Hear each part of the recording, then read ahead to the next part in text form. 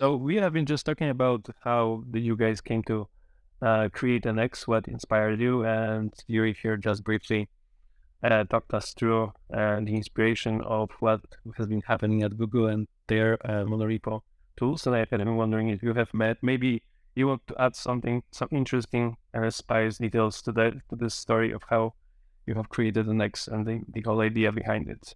Sure.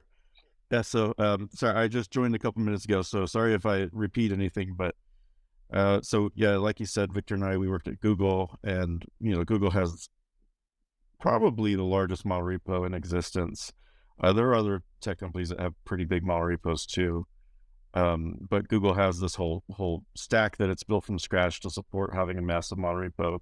So when we left and we started doing Angular consulting as our main business, where we're helping large teams who are building with Angular to be successful with it, to upgrade to the new Angular from Angular JS. And when we started working with these teams, we saw a lot of pains that were really the result of poly repos, or a lot of it was to do with I mean, there were some organizational challenges, but a lot of it was just technical challenges that could be solved with better tooling. And so we were looking at using Bazel because that's what we were used to at Google.